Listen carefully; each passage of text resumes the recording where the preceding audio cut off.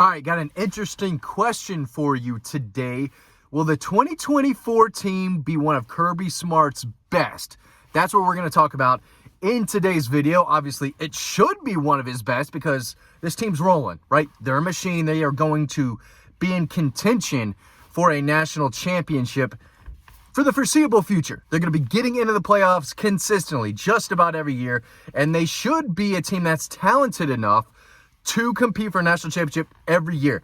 But first, I think we have to rank which teams have been the best so far. In my opinion, it starts with the 2021 team. Now, I know they have a loss, and I know they went undefeated in 2022, but 21 was his best team. I don't care that they lost to Alabama.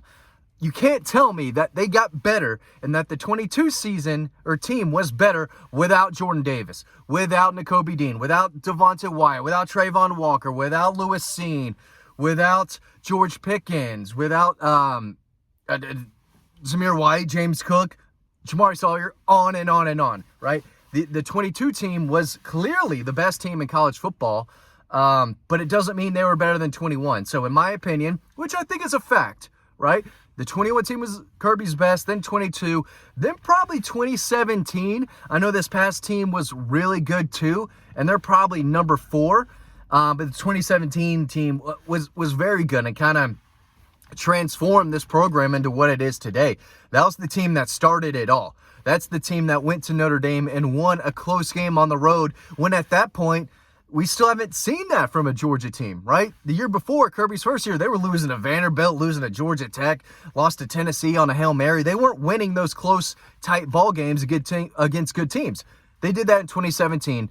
Very good team. It was one play away from winning the national championship, but that team was very good. But freshman Jake Fromm, I don't think is putting up a ton of numbers against. Definitely not putting up numbers against the 21 team. Maybe Nick Chubb and Sony Michel run a little bit. Probably not much still against 21 and 22. But they'd be able to run the football. Jake Fromm isn't doing much of anything through the air against that 21, 22, 23 team. So maybe the 23 team could have beat the 2017 team. That'd be a great game. Part of me, thinking about it, would probably take Carson back last year over Jake Fromm, if we're talking just quarterbacks. But this team, this 24 team, could absolutely be one of the best. And if they win a national championship, depending on how they do it, it will be up there with 22 and 21 maybe. I think the offense could be a little better from a statistical standpoint. I don't think the 24 defense is going to be as elite as it was in 21 and 22. They're very good. They were really good last year. They were a really good defense last year. But they lost a good bit. They lost some leaders. Guys are going to have to emerge. They needed a killer on the defensive line, a true game changer, game wrecker. I don't know if they have that. That's something that last year's team needed. They didn't have Jalen Carter last year, or Devontae Wyatt, or Trayvon Walker, or Nolan Smith, or Jordan Davis. You know, I mean, those are names. Those are all game changers, and they had those guys on the same defense, which is crazy. But still, going back quickly, it'd be 21, 22, then 17 and 23 are up for grabs. I think the 18 team was better than 19.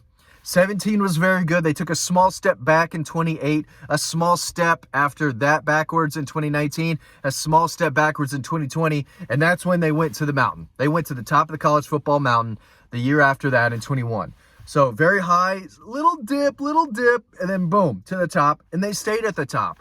And they're still probably at the top. They're a better team than Michigan. I know Michigan just won the national title. I didn't forget that. I saw it happen. But Georgia probably beats Michigan at least 5 times out of 10. If they played 10 weeks in a row, Georgia's winning at least 5 of those games. I mean, that's just how I feel. And they probably beat Alabama 7 out of 10 times. Maybe more than that. Everyone thought Georgia was going to win that game for a reason.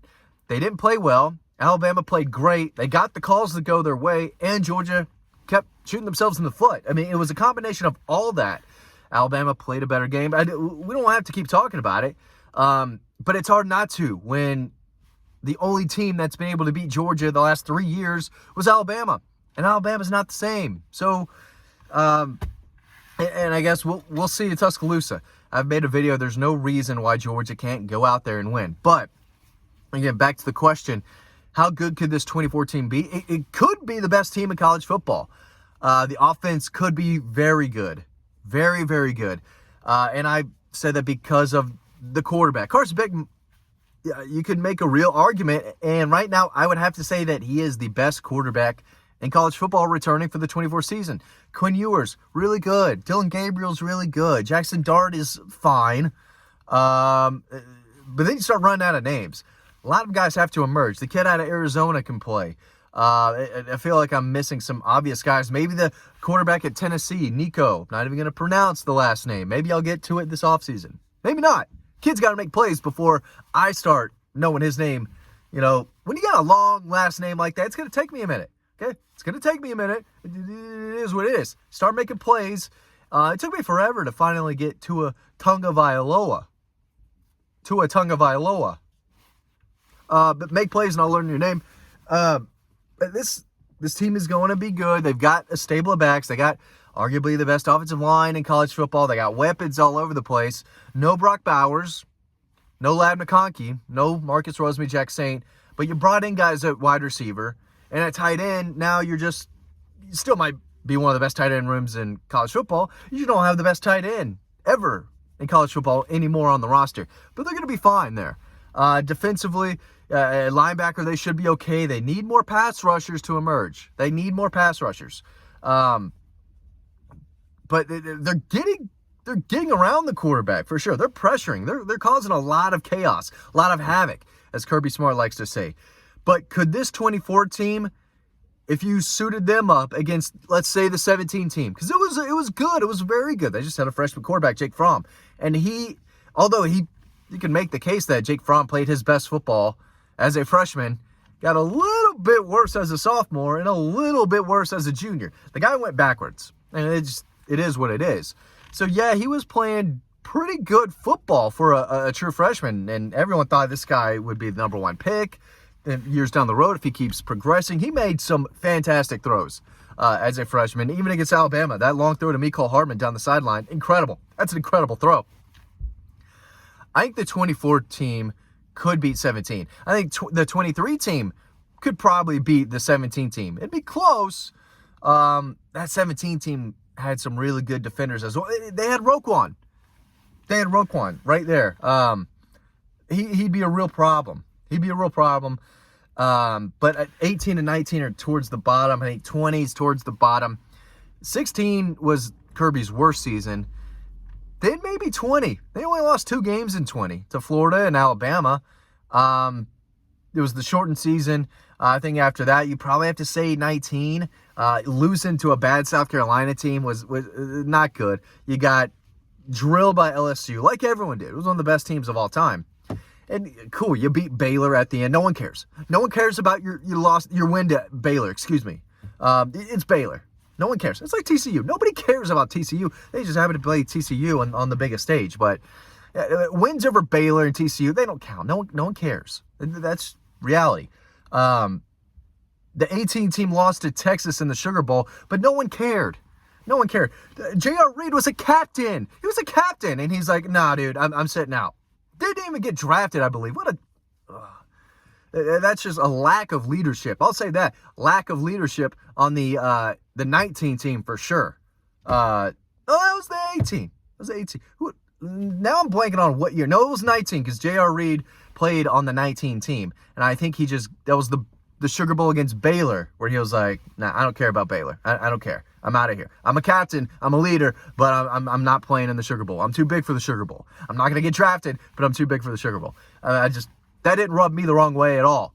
But this team could be very good. That's the point of this video. This 24 team could absolutely be one of the best. I think you can make the case that the 24 team will be better than last year's team.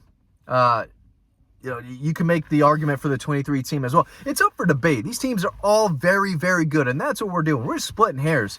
Could the great players on this Georgia team beat the great players on this Georgia team? As my hair just continues to do its own thing today. And I don't control my hair. My hair controls me. It's just part of my life. That's what I do. That's the life I live. But this team's going to be really good. They might win national championship. I think they should probably be the favorite to win the national championship. But where would you rank it? Where would you rank the 23 team? Where would you rank this 24 team? Give me a list. Give me a list. Best Kirby Smart teams, top to bottom, over the 8 years. This will be nice. You can include this year too. Let me know in the comment section. Thanks for watching this video. Remember to sign up to our free newsletter. That link is down below. It's free to sign up to the newsletter. It's free to read a lot of stories we have on Dawg Post right now. So make sure you check that out. Thanks for watching this video. Hope to see you on the website.